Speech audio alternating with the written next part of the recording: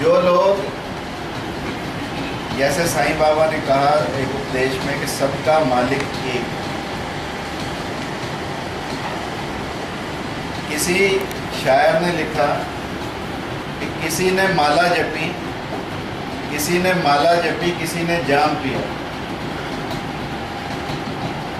किसी ने माला जपी, किसी ने जाम पिया। और जब घूंघट उठा के देखा हरसू, जब घूंघट उठा के देखा हरसू मतलब भगवान की सौगंध कि जब घूंघट उठा के देखा तो ना वहां पर अजब नज़ारा हुआ। वहां पर कहता आगे लिखता है कि अजब नज़ारा देखा। अजब नज़ारा क्या था कि ना वहां पे कोई, अजब नज़ारे में किसी ने दिल को थाम लिया, किसी ने जिगर को थाम लिया। यानी दिल और जिगर एक ही चीज़ है। वो कहता है कि किसी ने जाम पिया, किसी ने माला जपी, परंतु जब मैंने घूंघट उठा के देखा तो ना वहाँ कोई माला थी, ना वहाँ कोई जाम था।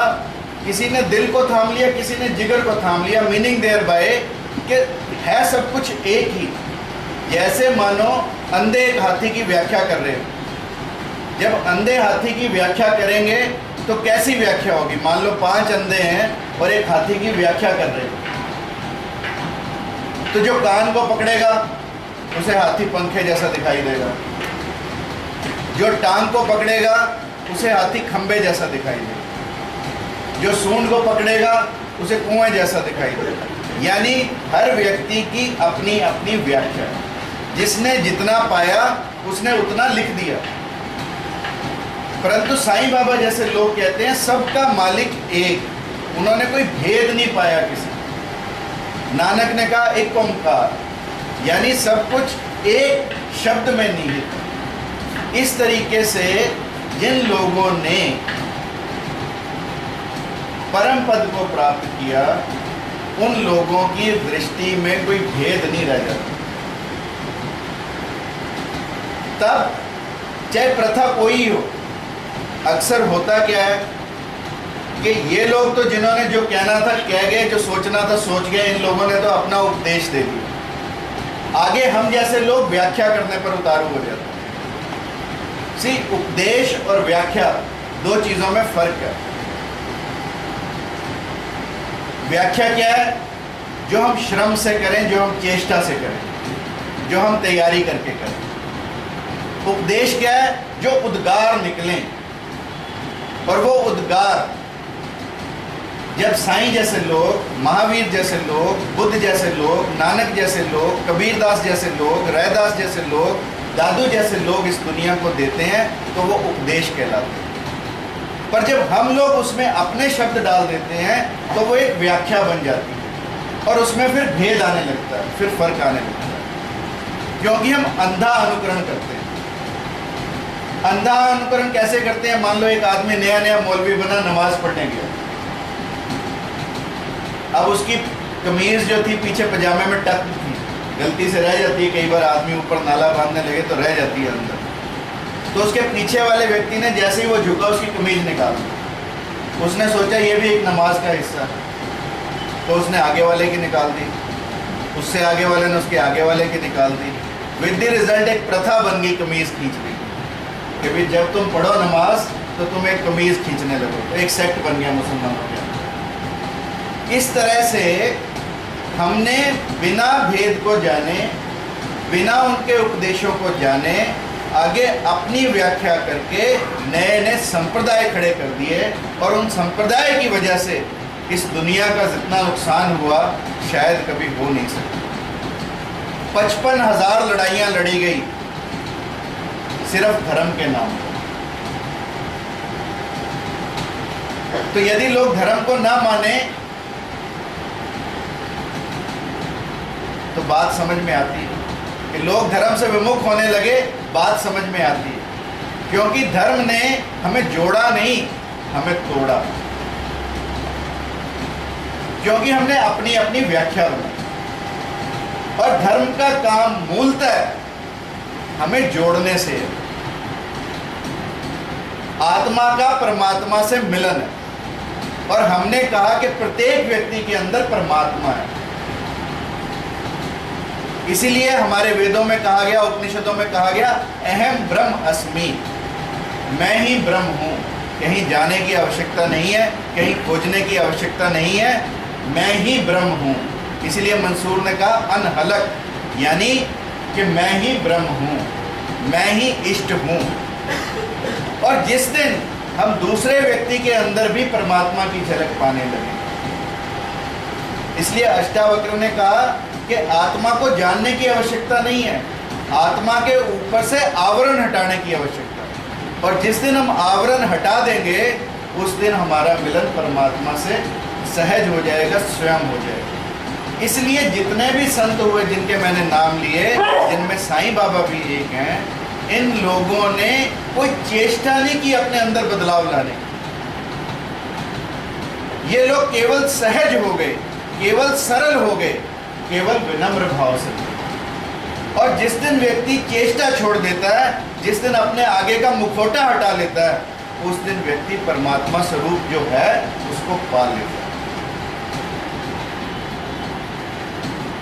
और हम लगे क्या है? हम लगे हैं दुनिया भर की नॉलेज इकट्ठी करने, दुनिया भर की किताबें पढ़ने, दुनिया भर का सामान इकट्ठा करने। इन चीज़ों का नुकसान क्या है? इनसे आत्मा के ऊपर आवरण आता है।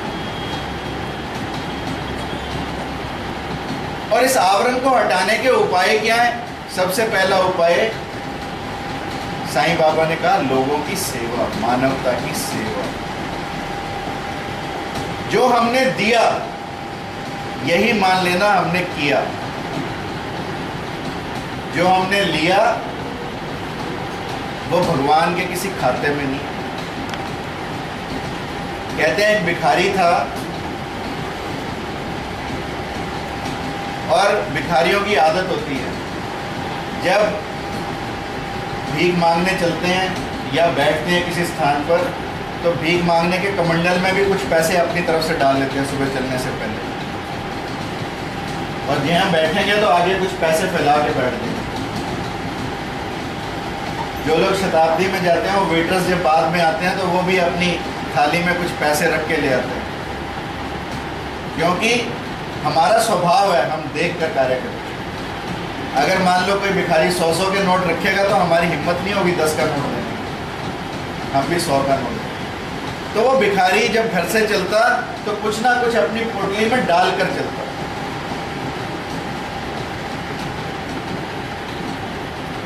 और एक दिन उसके मन में आया, क्यों ना तू राजपथ पर चले। हमारा राजपथ आजकल राष्ट्रपति भवन के आगे, उन दिनों में राजपथ राजा के किले के आगे होता। सामने से उसने देखा राजा चला आ रहा है, वो भी राजा से भीख मांगने के लिए तैयार हो गया। राजा ने अपना रथ रोका, राजा भी नीचे उतर आया। और राजा ने नीचे उतरते ही, इससे पहले कि भिखारी भीख मांगता, राजा ने भीख मांगी, भिक्षाम दे। अब बड़ी समस्या खड़ी हो गई। जिसको मांगने की आदत है वो दे कैसे? और जिससे मांग रहा है वो खुद मांगने को तैयार है। राजा ने फिर कहा भिक्षाम दे। भिखारी की और समस्या पड़ी कि दे तो क्या दे। फिर पोटली में हाथ डाला, देखा बीवी ने कुछ चावल रख दिए थे। वो चावल भी देने का मन नहीं हुआ, पोटली में हाथ डाला, चावल देने का मन नहीं हुआ। मुश्किल से हिम्मत बढ़ाई, साहस बढ़ाया और एक चावल का दाना निकालकर राजा को दे दिया। राजा ने तो उसे माथे लगाया। राजा ने कहा कि मेरे को ज्योतिषी ने बताया था कि आज जो पहला व्यक्ति तुझे मिले, तूने उससे भिक्षा मांग ली है और मैंने तेरे से मांग ली। तेरा बहुत बहुत धन्यवाद कि तूने मुझे भिक्षा दी। और भिखारी शाम को अपने घर पहुंचा, राजा को गालियां देता। और जाते ही बीवी ने पूछना क्या कमा के लाया। हर एक की बीवी पूछती है अभी आज क्या लाए। भिखारी की बीवी ने भी पूछा भी आज क्या लाया। कहता लाना आज तो ये मान तू के लुट के आया हूँ। और झोला साइड पे फेंका। अब बीवी बड़ी हैरान कि जिसको लोगों को लूटने की आदत है वो लूट के कैसे आ गए। उसने वो झोला पलटा तो शी वॉज अमेज्ड टू सी, उसको बड़ी हैरानी हुई कि एक दाना चावल का सोने का निकला। उसने कहा बता बता सच सच तेरे को हुआ क्या था। उसने कहा कि आज जब मैं भिक्षा मांगने निकला तो राजा की सवारी आ रही थी, मैंने सोचा कि आज तो मोटी मुर्गी आ गई, आज राजा से भिक्षा मांग, पर राजा ने मेरे से मांगनी शुरू की तो मैंने राजा को बड़ी हिम्मत करके एक चावल का टुकड़ा दे दिया। तो उसने कहा नास पिटे, तेरे से एक की बजाय सारी थैली नहीं दी जाती थी। देख जो एक तूने दिया वही सोने में तब्दील हुआ। अगर आज तो सारी की सारी पोटली राजा को दे देता तो हमारी किस्मत बदल जाती। यह है देने का फल। और जिस व्यक्ति ने दिया उसी ने पाया। जिस व्यक्ति ने खोया, जिसको हम खोया मानते हैं, उसी ने पाया। तो साईं बाबा जैसे लोगों ने क्या खोया? इन्होंने अपने अहंकार को खोया, अपनी मैं को खोया, अपनी ईर्ष्या को खोया, अपने द्वेष को खोया, अपने काम को खोया। तो जब व्यक्ति इन सब चीजों को खोने लगता है तो उसके अंदर साईं बाबा स्वयं अपीयर हो जाते हैं। फिर कहीं मंदिर या मस्जिद में जाने की आवश्यकता नहीं रह जाती है। हम वैसे ही दर दर ठोकरें खाते फिरते। सिकंदर कहां से चला? ठोकरें खाता हुआ। और हिंदुस्तान में जब साईं बाबा जैसे किसी व्यक्ति से टकराया तो उसने कहा कि तू इतना कुछ लूट के लाया, तू मुझे बता कि कहीं गलती से तू उदयपुर से आगे, कहीं जोधपुर से आगे, किसी उसके मूर्थल में, मरुस्थल में कहीं तो वहां फंस गया रेत के टीलों में, तो तेरा ये राज किस काम आएगा?